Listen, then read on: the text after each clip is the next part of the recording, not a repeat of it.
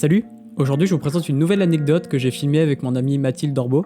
Ça faisait quelques temps que cette anecdote, elle dormait dans mes fichiers, sur mes disques durs, et ça y est, je me suis enfin motivé à faire le montage et à vous sortir cette vidéo.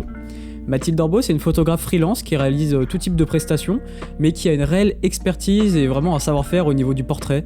Je vous mettrai tous les liens en description, et je vais vous mettre, à vrai dire, tous les liens en description pour que vous puissiez apprécier son univers et son travail. Si cette vidéo vous plaît, n'hésitez pas à partager, à liker, à commenter, je lirai ça avec plaisir.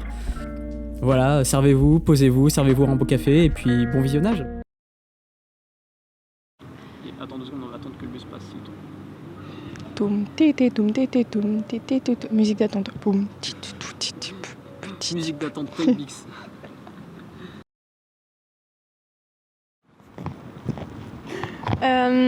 Bonjour à tous. On dirait un début de chronique, mais ça va aller. Je m'appelle Mathilde Dorbeau. Je suis photographe, étudiante à côté également. Mais je suis photographe officiellement parlant depuis à peu près 3 ans. Mais sinon, ça fait bien 6-7 ans que j'en fais. Ça date un peu, je commence à prendre des rides avec la photo. Et donc je vais vous raconter comment je suis passée d'une petite nana qui a demandé à son papa un petit appareil numérique très très vieux et très pas cher pour faire des photos, pour au final faire des photos et être un peu payée dans la vie. Donc ça c'est cool et ça je valide. Alors du coup, j'ai démarré la photo par quelqu'un d'extérieur en fait. C'est quelqu'un de ma famille que je connais très très bien, qui est dans le sud de la France et c'est une personne on va dire qui n'est pas photographe professionnel mais qui est photographe amateur plus. Genre vraiment c'est la gamme au-dessus. Il est pas loin d'être pro mais juste il a pas encore le cran de le faire. Ce qui est assez triste puisqu'il a quand même 40 balais quand même. Mais bon.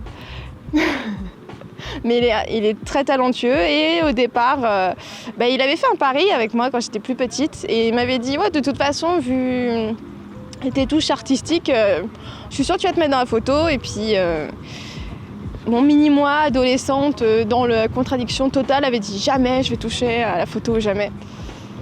Il avait raison, du coup maintenant j'en fais et au fur et à mesure de la chose, je trouvais que la photo c'était une immortalisation de l'instant de la vie quotidienne et pas une pose qu'on choisit ou qu'on demande à un modèle. C'est vraiment de l'instant T, une personne qu'on croise, un climat, on ne choisit pas, c'est quelque chose d'assez hasardeux et je trouve ça très très intéressant dans l'art. Un art irréfléchi, je trouve ça magnifique. Après c'est que mon avis. Voilà. Et donc en fait, l'année, on va dire en début d'année, j'étais avec mes cours, avec le Covid, etc. Et j'aime pas être enfermée. C'est un truc qui me va pas du tout dans mon caractère. Et je me suis dit, ma cocotte, faut que tu fasses quelque chose au-delà de tes études. Parce que là, c'est pas possible. Tu dessines, mais à un moment, tous tes carnets sont remplis. À un moment, faut rentabiliser. Et j'avais déjà un appareil et je touchais déjà à la photo depuis quand même quelques années. Et je me suis dit, pourquoi pas gagner de l'argent avec. Mais au-delà de... Ça fait très capitaliste de dire ça, mais dans le sens où faire des contrats et avoir un contexte très professionnel sur ça, apprendre, rencontrer des gens dans le monde artistique, ça me plaisait. Et donc c'est comme ça que j'ai monté... monter est un grand mot. J'ai cliqué sur mon ordinateur pour faire une demande, pour monter une entreprise. Ça m'a pris une soirée. Et c'est comme ça que maintenant j'ai fait de la photo. J'ai eu des expériences de dingue en quelques mois. Je m'y attendais pas du tout. Et comme quoi le culot ça rapporte, faut le dire. Donc ça vient tout seul. Okay. Et cette expérience-là, t'as apporté quoi dans la vie ? Alors ça m'a apporté déjà une vision professionnelle de la chose, au-delà de la passion, et ça a pu me donner l'idée et me réconforter sur beaucoup de choses, qu'un artiste au-delà de la passion, on peut en vivre. Après, à mon niveau, non.